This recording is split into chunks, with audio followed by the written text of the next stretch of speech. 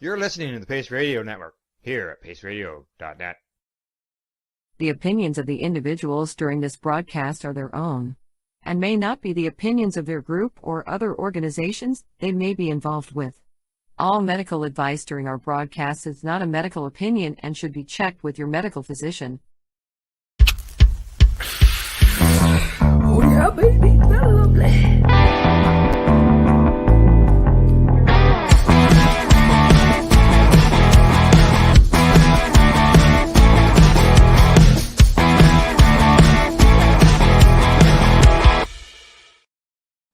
Good morning, it's April 24th, and welcome to Psychedelics and Cannabis Educational News, your cannabis and psychedelics news source found at paceradio.net and cbgtv.com. Good morning, Rev Kelly. How are you doing today? Good morning. Good Monday morning. Nice to see you, Al. Yes, it is Monday morning, but I'm not seeing any sunshine out there, but I don't think it's supposed to rain. Is it going to be rainy? It was rainy all weekend. But the grass looks really green outside, so I guess that's a good thing. Yeah. Okay. It does. April showers bring May flowers. I just don't see any plus 28. I know. Where did the summer go? That's right. It was here a minute ago. We were building sandcastles. We had shorts on. We can get our girls in the ground. Another month. Let's do another that. month or so. Yep. Right? We'll get it'll be our time. ladies in the ground. Yes. Exactly. I hope it doesn't rain this weekend, though. Yes, exactly. And that is because of? We have our big event on Sunday. That's right. Yeah. The Cannabis Temple coming to you this Sunday at the Keene Art Center in Keene, Ontario. Yeah, it's something we've been doing for the last few months. You always come with Mr. Squishy, which is always a favorite of everybody because you come and you talk to them and you hang out with them and it's always a nice conversation. But on top of that, you and Mr. Squishy squish rosin for them. You press their weed into medicine, rosin medicine. Buds. That's right. Can you remind us what we need to do with it? Yeah. It has to be a little bit moist. There's some moisture to it. It was like 62%. And if you don't have a way to check your humidity, look at it this way. If you can grab your buds and squish them like this and they turn into dust, they're too dry. But if you can grab your buds and pack them together and squish them together and they'll stay together, bring it along. So what else is going to be happening there besides well, it's 2 to 6. And we have some arts and crafts. We're inside and outside. So we're going to set out, we're going to do a little tent outside and see if we can get some vendors out there. There's more vendors coming this time than there has been the last couple of times. So that's kind of neat. And it's our high holiday month, right? It's April, instead of April 20, it's April 30, 4:30. So surprises and games and fun. And I might do some face painting. And of course, we'll cook everybody dinner. And 2 to 6, free event. Mm-hmm. Keene, Ontario. Good. Keene, Ontario. Exactly. And people will find information about that. It's posted on Facebook walls and stuff. So people will know. All right. Other than that, here we are celebrating cannabis here in Canada. We're talking about doing events. There's events that go on in Toronto. So it's Can Expo, Lift, all those, so on and so forth. But you know what's still going on around the world, Kelly? Not good stuff. This right here with our first headline. Family of Singaporean on death row for cannabis pleads for clemency. People are still dying. They're being executed right now. Right now. Look at that date, April 23rd, 2023, yesterday. The family of a Singaporean man due to be hanged next week over a kilogram of cannabis has pleaded for clemency from authorities. They're urging for a retrial. Unfortunately, I cannot pronounce this man's name. I'll call him Tangaja. He's 46. He was sentenced to death in 2018 for conspiring to smuggle cannabis, and the Court of Appeal has upheld a sentence, which is scheduled to be carried out next Wednesday, or this coming Wednesday. His sister's quote is saying is, "We don't think my brother had a fair trial. I have faith the president will read all our petitions." Yeah, that's Connor's sister. Now, she goes on to say, since Since young, he's been kind and well liked by everyone. He's never done anything bad to anyone. He sacrificed everything to help his family, she Wow. added, breaking down in tears. Wow. Just It doesn't make sense. So it was Singapore's first execution in 6 months. So 6 months ago, they executed someone else. It doesn't say if that was on any kind of drug charges or anything, but it that's what they will. do there. They Really. execute people, and for 1 kilogram of cannabis, 1 kilogram is what this man 1 is being kilogram. put to death for. Correct. 35.9 ounces. What? Yeah, he was convicted in 2017 of abetting by engaging in conspiracy to traffic 36 ounces of cannabis, twice the minimum amount that merits a death sentence under the city-state's tough drug laws. Twice the amount. Wow. 18 Wow. grams will get you hung in Wow. Singapore. Wow. Yeah. Now, in many parts of the world, including Thailand, cannabis has been decriminalized, and it borders it. And right Yeah. group have been mounting pressure on Singapore to abolish the capital punishment for cannabis for a plant. They're going to hang the guy over a You're plant. gonna hang the guy. Yeah. Yeah. The Asian financial hub has some of the world's toughest anti-narcotics laws and insists the death penalty remains an effective deterrent against trafficking. Now, family members, relatives, and friends signed appeals at the news conference, and activists said they would deliver the petitions to the president's office. What if this was medicine for a child that has epilepsy in Singapore? What if that's what he was doing this for? What if that was medicine for someone? Yeah, exactly. Rights activists and family members say there are loopholes in the case that Tang never handled the drugs. They also claim he was questioned by police without legal counsel, and then he was denied a Tamil interpreter during the recording of his first police statement. But Singapore's Central Narcotics Bureau says he had access to legal counsel throughout the process, and the judge found it disingenuous given Tang's admission he had made no request for an interpreter for any of the other statements. Jeez. Singapore resumed execution by hanging March 2022 after a hiatus of more than 2 years. 11 executions were carried out last year, all drug offenses. That answers your earlier question Yep. about what were the other executions for. Drug offenses. Who knows what drug offense, but not murder, not for Nope. taking somebody else's life, No, but no. smuggling or being involved in 36 ounces of cannabis. Jeez. Among those hung was a fellow by the name of Nang. I just call Nang. He was executed, sparked a country outcry, including the United Nations and British tycoon Richard Branson, who, just so you know, has in another article has also spoken up on this case. And that's because he was deemed to have a mental disability, and that's why he went to help the other guy. Yeah. Wow. Yeah. It doesn't make sense. It's this year, right now, and Yeah. across the It's now. world, someone is being killed because they had our plant, because they had cannabis. Yeah. We just No. celebrated it 4 days ago. Yep, we did. We are so lucky, and I think that we take advantage of that freedom a lot, and we forget about it. So let's take a minute and remember that while this man loses his life on Wednesday for our plant. Yep. Very sad. Yeah. That's sad. Not right.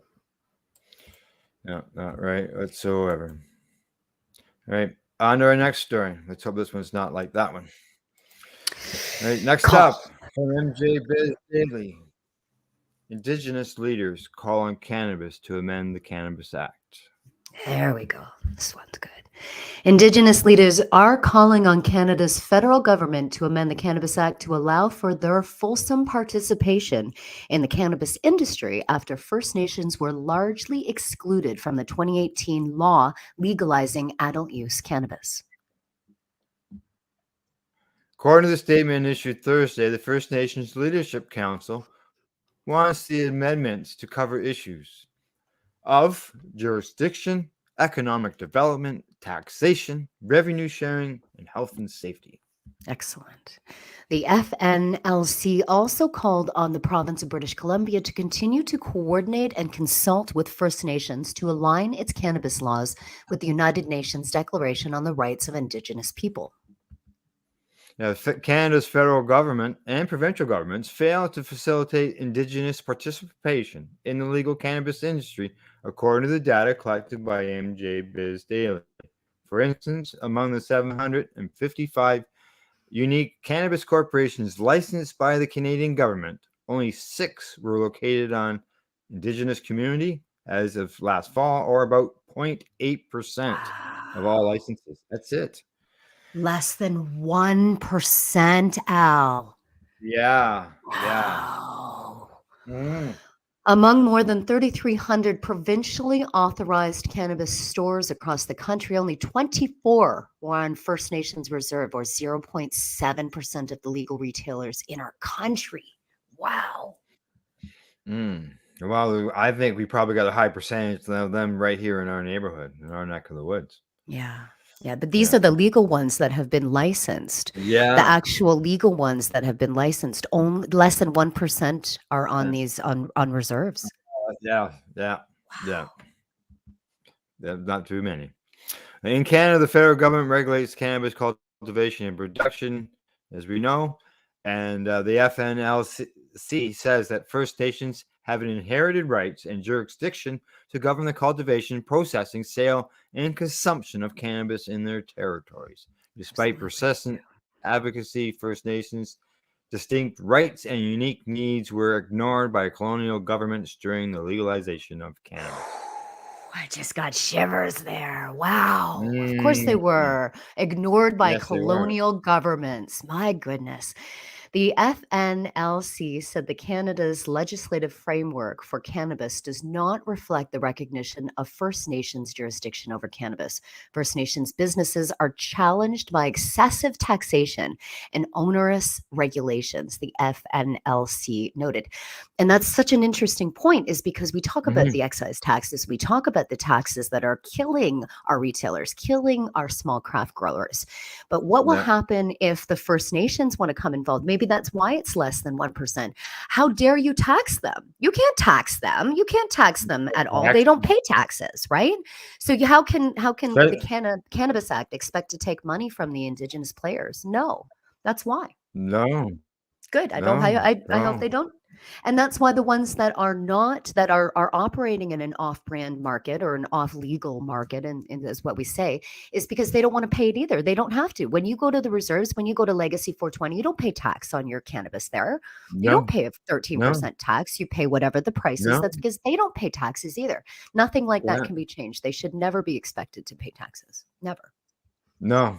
And I can see that being a major Big time issue. Stumbling block, trying to and just like Tim's been saying that they got jurisdiction, saying that since the beginning in 2015, right? And they're almost 8 years they've been open.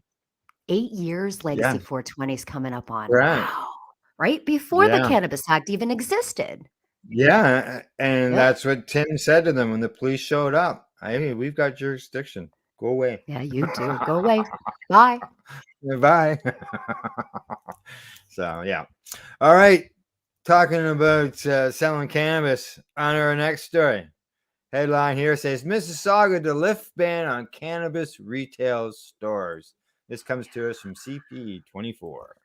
It's good news. They decided Wednesday. The motion approved during Wednesday's council meeting follows a lengthy debate on Mississauga City Council over whether or not to lift the ban. Councillors voted 8-4 in favor of the motion. When cannabis was first legalized in 2018, the city opted out of the cannabis retail stores due to concerns around the lack of municipal oversight and the possibility of clustering stores. Mississauga took a wait-and-see approach to retail legalization, choosing to watch how the market performed in other municipalities before opting in themselves. You can see all the retailers putting their hands together going, where can we start going right now?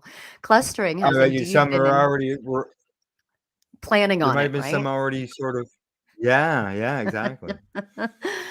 They've indeed an issue on municipalities, particularly Toronto. Though proponents of legalized cannabis stores in Mississauga say the issue was self-corrected in those markets since 2018. Under provincial law, municipalities do not have any input on the locations of cannabis stores, other than a minimum of 150 meters between storefronts. There is also no cap on the number of licenses that can be granted in a particular area. So that's very interesting because in Toronto, you don't have to have 150 meters between That storefronts. You can put them side that's by what side, I'm thinking the same thing. right? I've I seen wonder that. if yeah, storefronts like I can see from schools, Schools. they have that. Yeah. But Yeah. yeah, yeah, they're right side by side. There's no 150 millimeters, maybe. You can share, you can't share the same wall, maybe. Or it has Yeah, to be a maybe. thick one. My As goodness. well, yeah, it goes on to say as well, illegal cannabis stores have cropped up in Mississauga. Storefronts, which have by and large gone unpoliced. The total ban on legal cannabis stores has led us to this point where we only have illegal stores, says the mayor, Bonnie Crombie. Proponents of lifting Mississauga's ban on cannabis retail stores say legal storefronts will make illegal cannabis stores less attractive and will keep cannabis business local rather than driving it to neighboring cities. Right. Yeah. In a statement, representatives of the OCS said they support Mississauga's decision to lift the ban, saying the choice marks a major step forward as the cannabis industry continues to evolve within the legal framework. During Wednesday's deliberations, invited speakers and city councilors described the effect of retail legalization on various groups of cannabis users, including young people, the elderly, and racialized groups. They invited guests, including existing cannabis retail store owners, local religious leaders, and community leaders. Local religious leaders were invited, Al. They There you sat go. in. You sat in on it, exactly.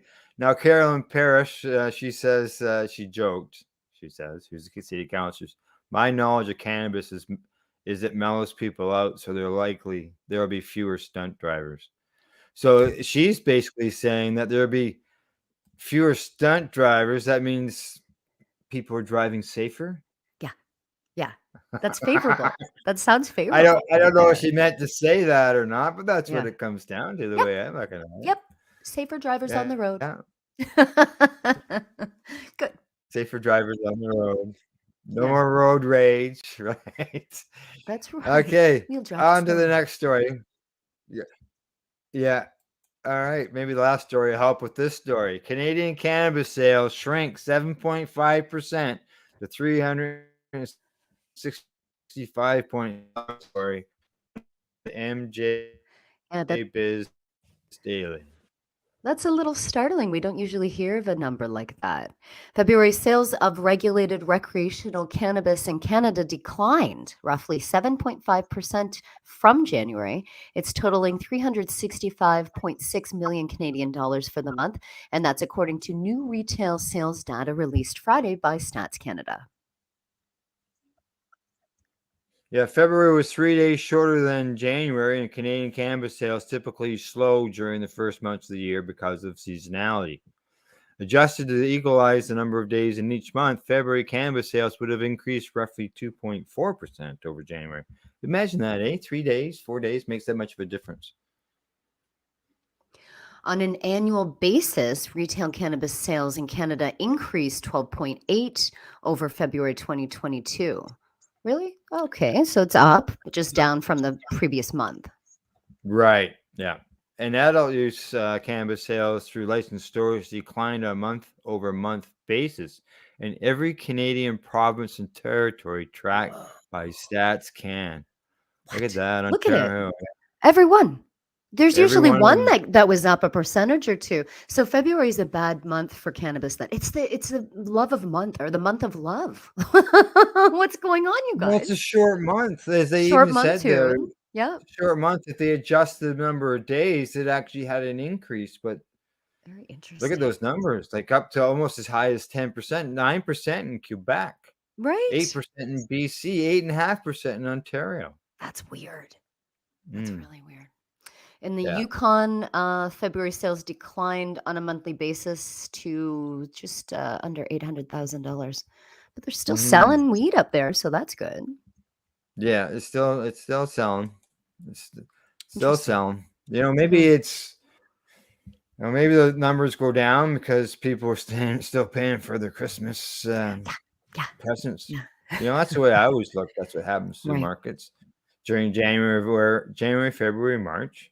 Yeah. Usually sales can go down, Mm, and people are still paying for the credit card account for Christmas. for all the Christmas presents, I right? wonder what alcohol sales are like. I wonder if the alcohol sales declined during that time too. I don't know. Yeah, I don't know. I haven't got a clue.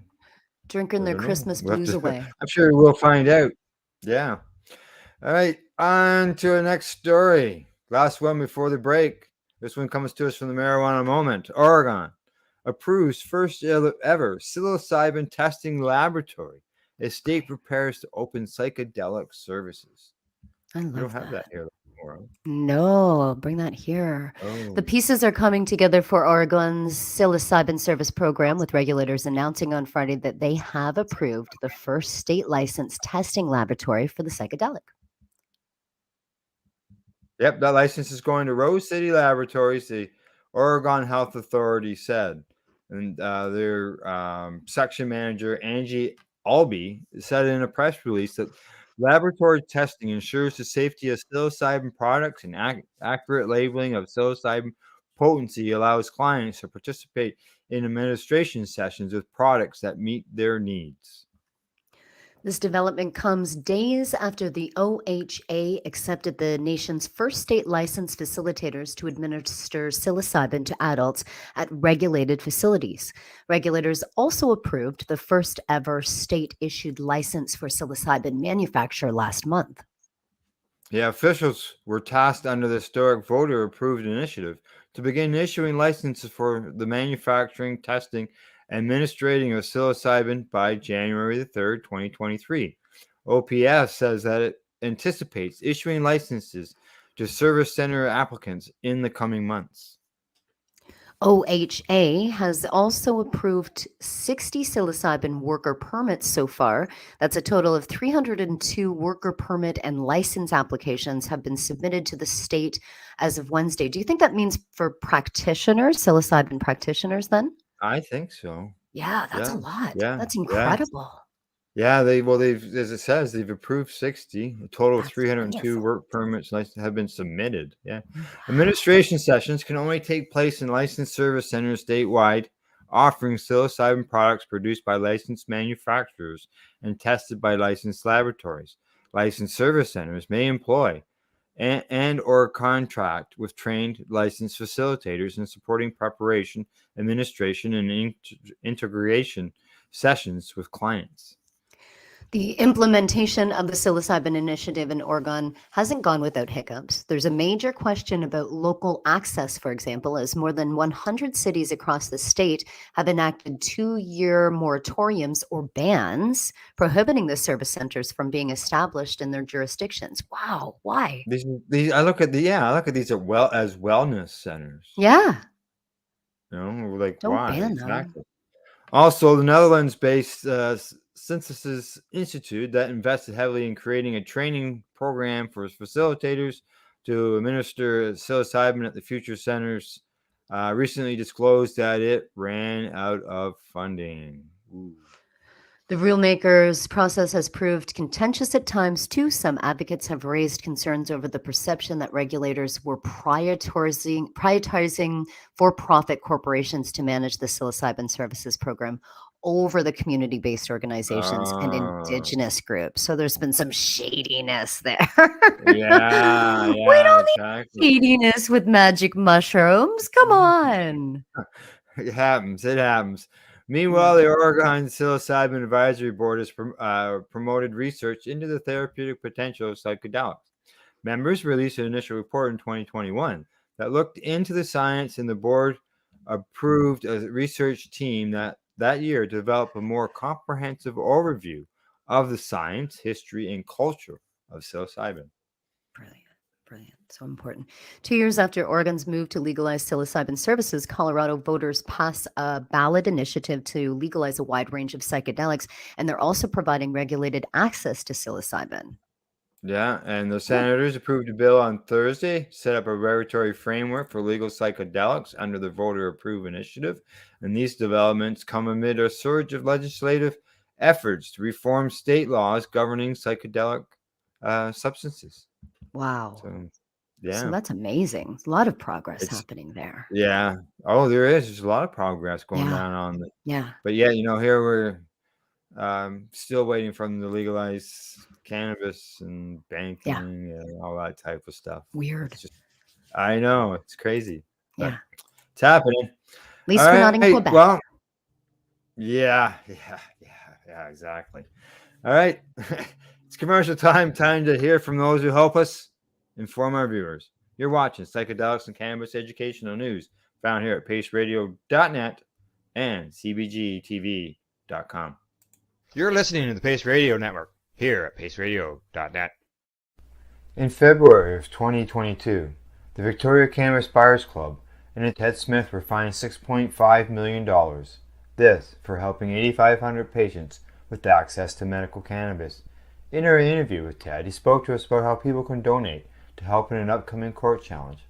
And here is part of that interview. From what I've seen lately, I believe that you've got something that you're trying to do as far as fundraising to deal with this next court challenge. For now, people can write checks directly to Jack Lloyd Law Corporation or send e-transfers to save the VCBC at gmail.com. I guess those are the two easiest ways for people to help right now. What do you find at paceradio.net? People advocating cannabis education. Enjoy the buzz of legalization with Campbellford Lifestyle Shop. From lights to plant nutrients, books, consumption accessories, and more, we've got all your basics to grow or consume cannabis. Visit our info center or take a look at our piercing services and body jewelry, now available in-store through Campbellford Lifestyle Shop, 17 Bridge Street West, Campbellford.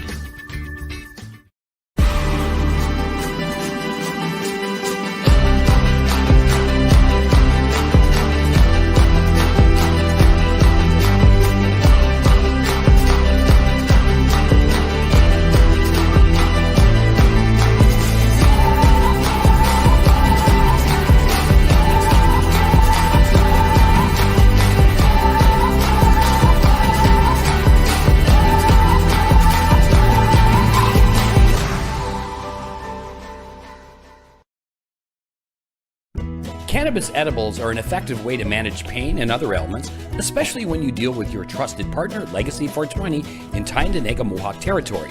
You see, we lab test every product on site to ensure proper dosage every time, which is critical when consuming cannabis edibles. All Legacy 420 edibles are made by our classically trained baker and chocolatier, and we also have super tasty vegan options. Our baker has been in the industry for 25 years. She's also a chocolatier. Everything from savory to sweet, your chocolate bars, brownies, butter tarts, you name it, we make it. Talk to our knowledgeable Cannatex about our incredible variety available. Give your trusted partners a call. Legacy 420 out on your road.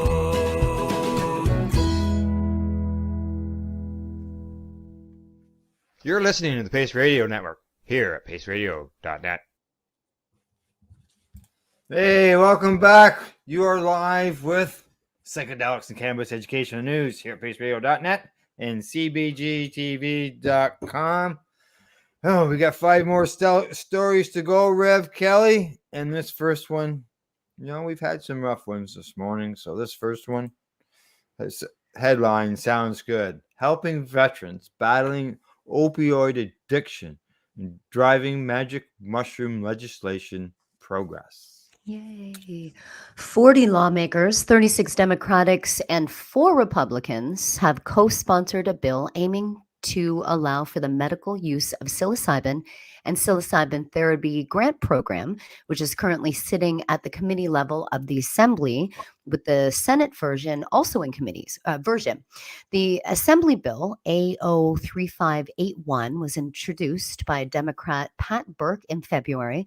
There's been other legislation introduced regarding the hallucinogen as well, with Linda Rosenthal's version legalizing the adult possession and use of hallucinogens like that.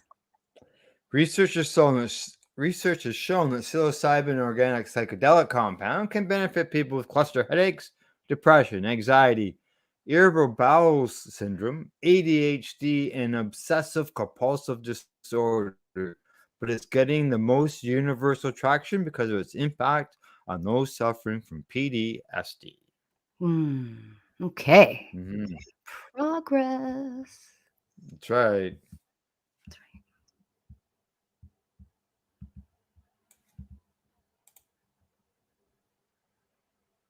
Oh, you know what, Al? Right. I didn't get it. The article wouldn't let me go further. That's why I paused. Sorry. Let me just Oh, okay. All right. I'll just quickly go down through here. keep going. Keep going. Johns Hopkins University has conducted several studies in psilocybin, saying it has substantial antidepressant effects, but needs to be administered under careful control conditions through trained clinicians and therapists. There's a business owner here, Averill Steppel, of Kohler City Mushrooms, has been pushing for this legislation to be enacted and saying he gets several requests for psilocybin, but due to the law is unable to grow or offer the mushrooms. He says one individual switched from opioids to psilocybin and found success, Kelly. Wow. Wow. I like this Yeah. quote here where it says psilocybin doesn't have the huge appeal that cannabis had. That comes from Democratic Assemblyman Phil Steck, who is the Assembly's chairman of Alcohol and Drug Abuse Committee. But there are definitely people who make a strong case for the proposition that it helps with PTSD. Certainly, we want to do everything that we can to help people that are coming back from the war. And if psilocybin has proven to do that, then it should be legal for that purpose. And this guy's coming from a different perspective, saying that, championing that. So that's a good quote right there. Exactly. Yeah, exactly. Yeah. Yeah. So there you go. It says with several individuals have shared similar experience, some still hesitant to fully endorse the criminalization of a product, saying more research needs to be done. Gee, we've heard that all the time. And one person goes on to say whether that body of learning is conclusive enough to warrant legalization of that limited purpose remains to be seen. Okay. Well, let's hope so. Let's help the veterans out. Right? That's right. They need help. Yeah. PTSD. Not fun. Yeah. And, they've been battling on the cannabis front. Yeah. So, adding psilocybin and magic mushrooms too. Yeah. Why not? If it's going to help them. Yeah. So, all right. Next story. There we go. Headline says there's a market for this. Kelowna hosting an economic or a summit on cannabis tourism. Wow. Jeez, that's right up your alley there, Rev. Right on the global news. And as it says here, that just like wine, British Columbia is known for its bud. That was evident during the second annual Cannabis Summit in Kelowna, BC, where a new study says there's a major market for cannabis tourism. Yep. There is a market for this, says Susan Dupuy, president of the Canadian Cannabis Tourism Alliance, for new products for people who want to try new products in tourism. Hospitality experiences provide this context for people to do that. That's my president. Essentially, Yes. the study looked at the potential demand for cannabis tourism in Canada and what drives people to travel to participate in cannabis-included activities. Of those activities, edibles were the most desirable method of consumption within the study. So that would tell you right there, Kelly, that smoking wasn't. Nope. Which you would think would be right on the top. Right. Mm-hmm. Not anymore. No. No, she says that eating an infused meal, this is an acceptable way for people to try cannabis for the first time, or a beverage or an infused edible of some kind. She's also a researcher at the University of Guelph in Ontario. And that's just it. People are not looking to smoke anymore. And when I say people, I mean travelers, younger people, the ones that are traveling the world to experience things. They do not want to smoke. They're actually, the data shows that they want infused beverages. They want infused meals. So that's why the regulations need to change specifically on that.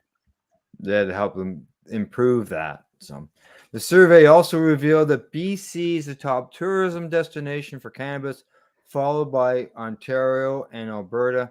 And while cannabis is one obvious factor, where you can consume it also is part of the equation. The outdoors, the Okanagan Valley, just look around, DuPage says. In related news, the ongoing review of the Federal Cannabis Act and the role that Indigenous communities plays is up for discussion. Yes, yeah, we touched on that earlier. Say that I think First Nations right from the beginning of the cannabis legalization or legislation have wanted more involvement consultations to discuss how cannabis or First Nations jurisdictional issues in cannabis legislation work together to create an industry for Indigenous participation, says Darwin Douglas. He's an all-nation CEO. There's a lot of amazing ideas that are coming out of our Indigenous partners, added Jacqueline Bahota, BC Cannabis Council Executive Directors. She says, I think the government would be very wise to listen because not having listened in the past has not been a positive outcome for anybody. Correct. One major concern surrounding cannabis tourism is spaces for consumption, since every part of Canada has different laws regarding consumptions. DuPage says there are inconsistencies. Not only is that a problem for citizens, but for tourists. Oh, yeah, I could see that for sure. We don't want to put tourists at risk. We don't want to put tourists in danger unknowingly. That's one of my concerns. Absolutely. They don't know what they're coming to Canada for. They don't know what regulations are in each province, right? Yeah, well, there's some places where you can't even smoke walking down the sidewalk. Exactly. So this is very important to help with everybody. People here, people coming here. Yeah. Yeah. Friday was the first day of the 3-day summit at the Hotel El Dorado in Kelowna. Different topics will be discussed each day. And there you go. Yeah. Yep. And Susan spoke. And now we're the Canadian Cannabis Tourism Alliance is on our way to Ottawa tomorrow to actually meet with Destination Canada and the big politicians there to actually have a conversation about cannabis tourism. So cannabis tourism, for the very first time, has a seat at the table with Canadian tourism, and that's happening tomorrow. Isn't that neat? Good. Yes, it is. Yes, getting a seat at the table is important. And, you're an alliance, right? Scholarly Alliance, making headway in order to do that. So, and why not? Why not? Ontario is number 2 in the province, and obviously, or in the country. BC number 1, and a lot of our members are in BC. A lot of our members are in British Columbia that are part of our membership, and we have members in Alberta too. So it's really neat that we're kind of banding together to make these changes. Yeah, exactly. And then you got to go to Quebec and knock on the door. Say, hey, okay, coming up. Let us in. All right. Next story from the marijuana moment. Delaware governor will allow marijuana legal is become law.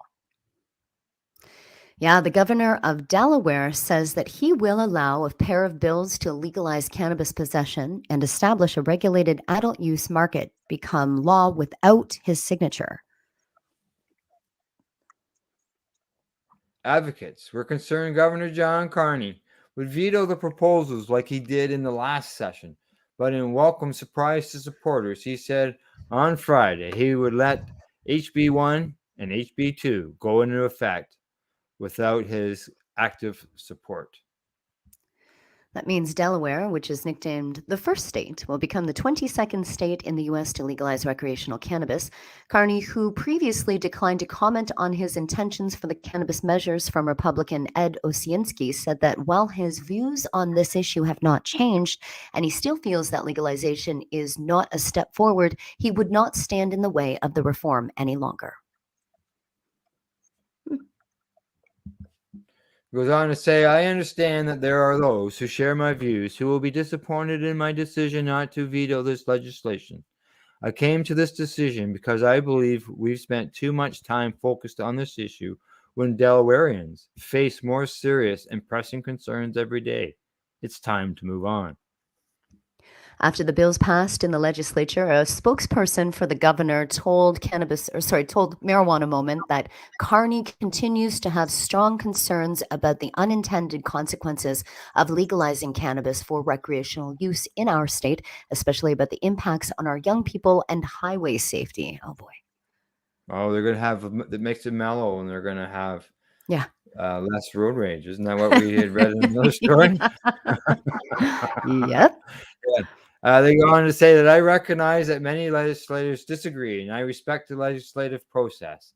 I also do not believe prolonging debate on this issue best deserve Delawareans. He similarly talked about believing that it was time to move on from the conversation over cannabis and focus on other priorities during the town hall event on Tuesday, at which several voters pressed him on the issue. In his latest statement on Friday, he echoed that point and reiterated that outstanding concerns, explaining why he'd let the bills take effect, but symbolically without his signature. Yeah, he says, I remain concerned about the consequences of recreational cannabis industry in our state.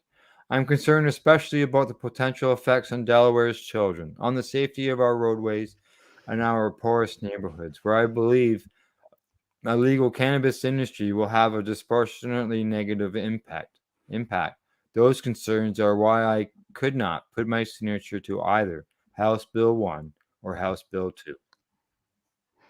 As we implement House Bill 1 and House Bill 2, we will do everything in our power to protect children from, oh my goodness, from accessing cannabis and cannabis-related products, prevent Delawareans and Delaware visitors from driving under the influence of cannabis, and closely evaluate the placement of cannabis dispensaries and other businesses to ensure they do not become a blight on already disadvantaged communities.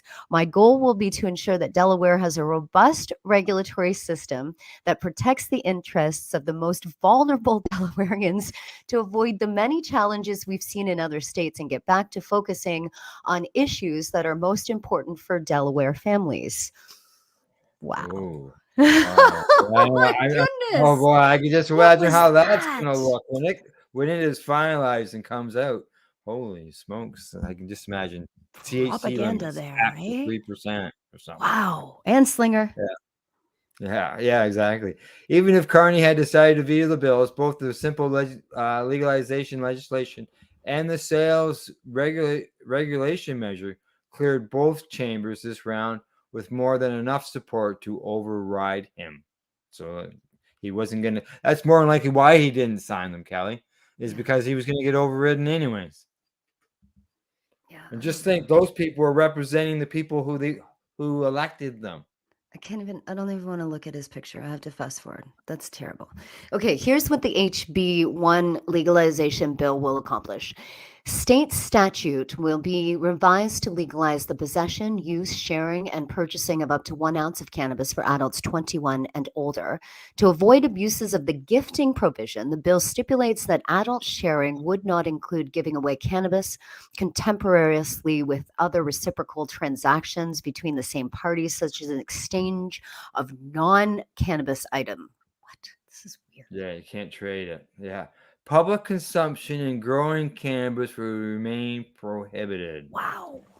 People under 21 who engage in such activity would be subject to a civil penalty up to $100 for their first offense. Police could use discretion and issue a citation in lieu of that fine, however. Citation or fine, is a citation not something they paid it? I don't have any idea. This is so weird. Yeah.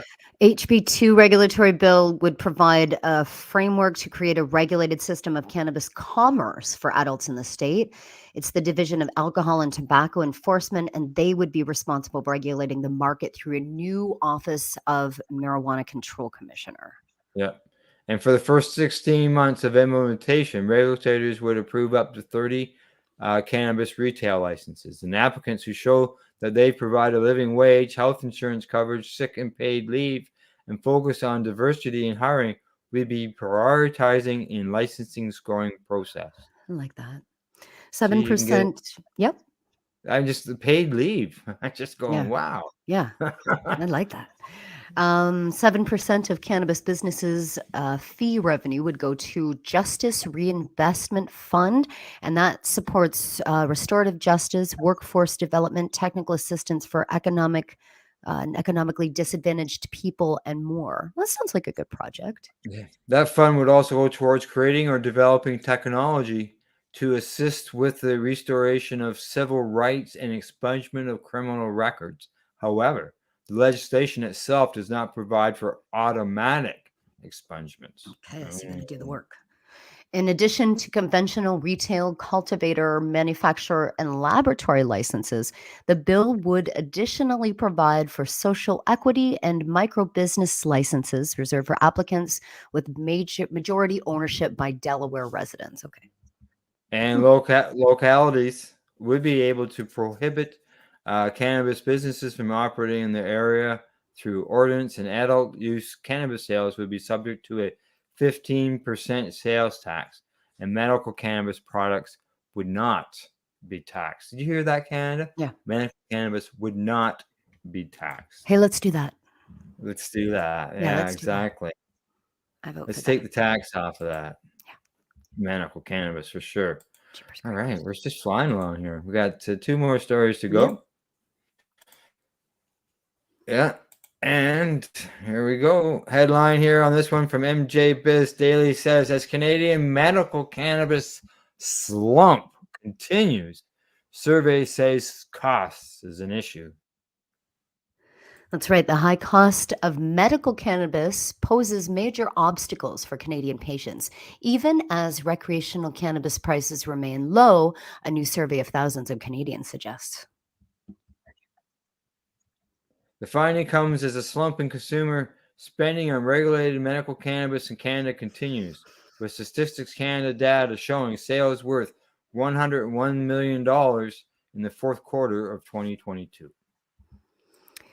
The $101 million figure represents a 3.8% decline from the same quarter in 2021 and 34% tumble from the fourth quarter of 2018 when Canada legalized recreational cannabis.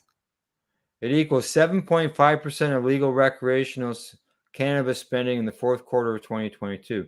The Medical Cannabis Access Survey, released this month by a group of Canadian university researchers and medical cannabis patient groups, surveyed 5,744 respondents over 5 months in 2022, mostly daily consumers of medical cannabis with more than 10 years experience. And I can put my hand up and say I participated in that survey. Perfect. The online survey did not use a random sample, so its findings cannot be generalized to the Canadian population as a whole. However, the large sample size makes the study one of the largest to examine Canadians' medical cannabis use and experiences in the past decade. They can use it, but they can't use it.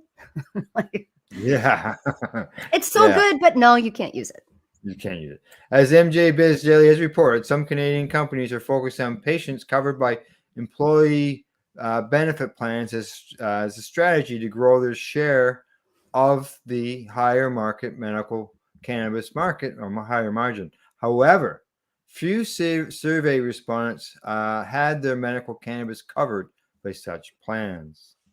Saying despite over half of the individuals with current medical cannabis authorization having some form of private health insurance, only 6% reported being successful in receiving reimbursement for medical cannabis related expenses. 6%, Al.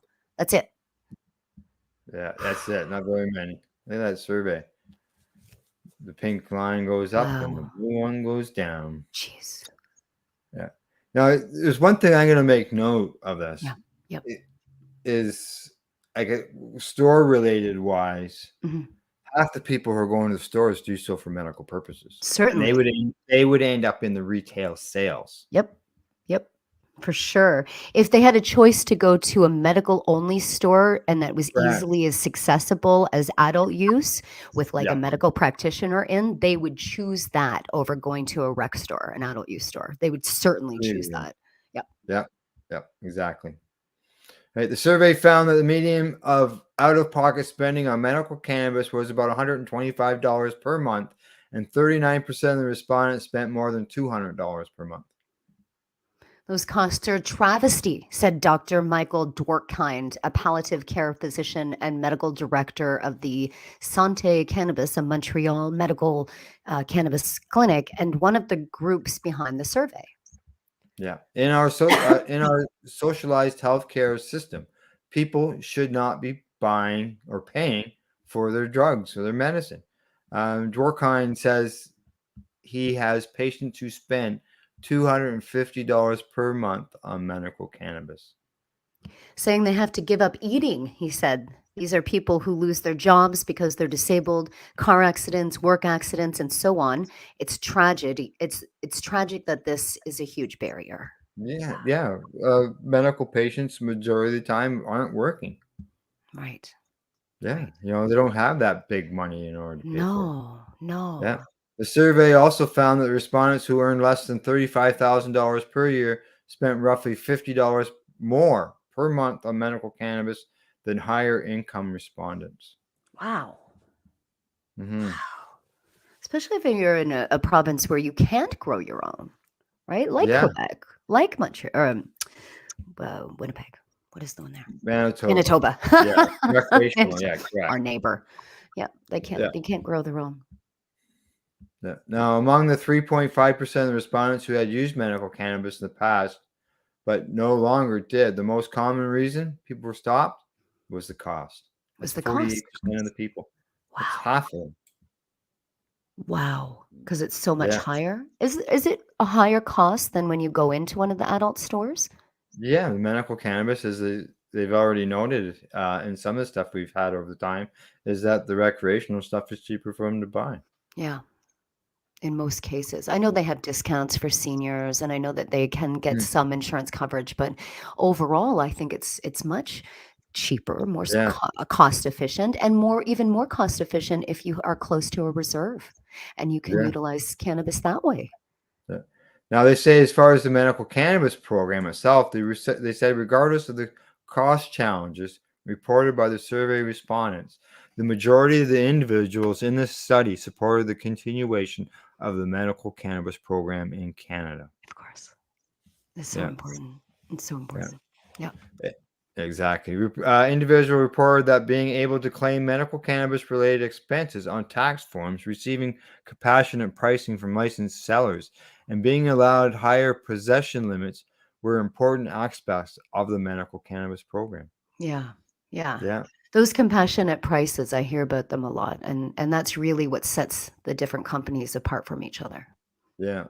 I think you'll like this last section. And that says that respondents also suggest that medical cannabis should be made available through pharmacies. That's exactly what we're saying, right? We've been saying that for a Through long time. storefront. Yeah, Just- storefront. right? Yeah. Let them come in, let them meet with the pharmacist, train the pharmacist on the endocannabinoid system, or get one of these cannabis coaches. There's so many brilliant cannabis coaches out Well, there. yeah, that there are, is. working, learning, teaching. You got to think that places around the U.S. are legalizing facilitators to work with people with mushrooms and psilocybin. Yeah, 60 of them. Yeah. So, Yeah. but yet we don't allow We don't have any that here. medical other than a doctor. Right? Or a nurse Why don't we have- practitioner, like one of the yeah. really fancy nurses that drive the Lamborghinis, Yeah, like those ones. why don't we have cannabis facilitators like they have psilocybin facilitators? Yep. Sounds good. That's a to good me. idea, Al. Let's make that happen. Yeah. Well, it. I got a meeting in June. Yeah, see? I'll have to You make mentioned. note of that. That's a good one. Yes. All right. The last story. And because we haven't got a lot of time, and the headline on it says Booker says lawmakers will resurrect marijuana banking bill so hundreds of businesses don't shut down. Well, that's from the marijuana moment. Well, I had voted for it like 6 votes ago. Right? They wouldn't have What's going this on? problem. That's would the they? Senator Cory Booker And advocates with the nonprofit Minorities for Medical Marijuana, they approached the senator, Senator Booker, following a Senate Judiciary Committee hearing on unrelated issues on Thursday, and urged the senator to push for passage of the Secure and Fair Enforcement Banking Act to free up financial services for cannabis entrepreneurs. It sounds like they just jumped him wherever he was. Hey, listen to us, Mr. Booker. They did. Look in the picture. They did. They just grabbed him. I love it. Good for them.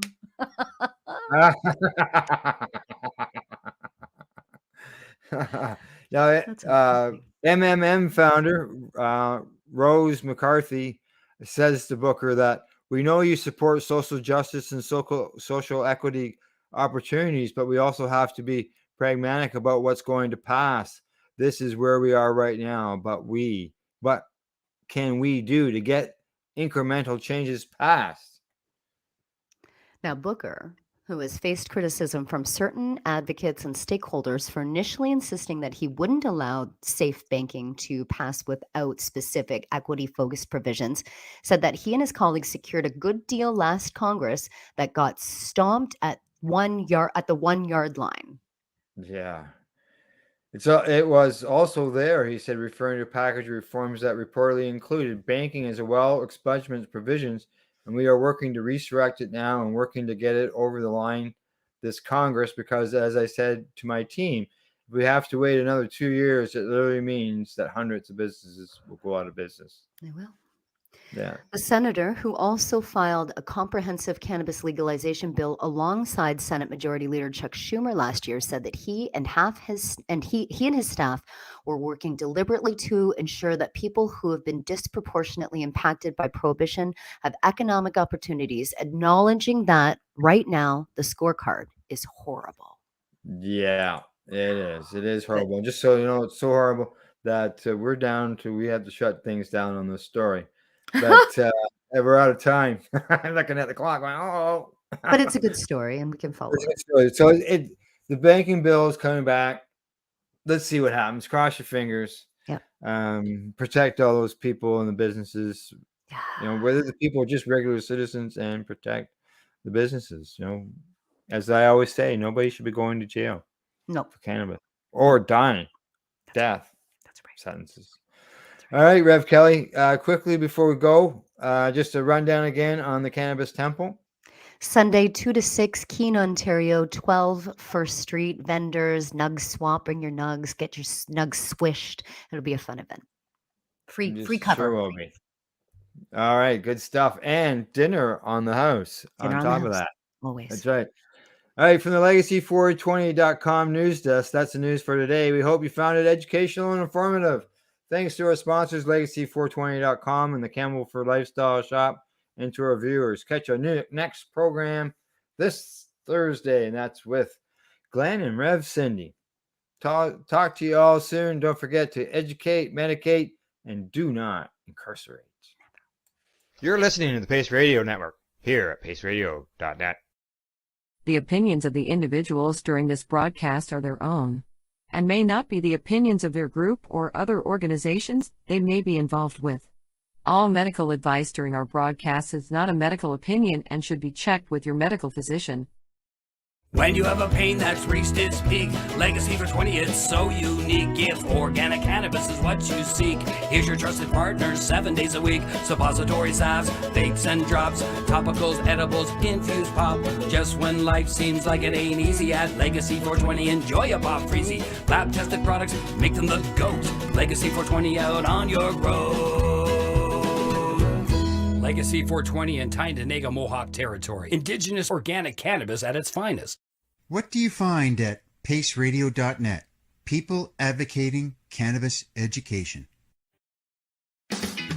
Enjoy the buzz of legalization with Campbellford Lifestyle Shop. From lights to plant nutrients, books, consumption accessories, and more. We've got all your basics to grow or consume cannabis. Visit our info center or take a look at our piercing services and body jewelry, now available in-store through Campbellford Lifestyle Shop, 17 Bridge Street West, Campbellford.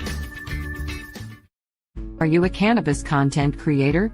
Are you looking for a place to have your content seen? If you answer yes to both questions, then you need to check out cbgtv.com. CBG TV broadcasting to a worldwide audience. Find us at cbgtv.com. We are people advocating cannabis education here at paceradio.net.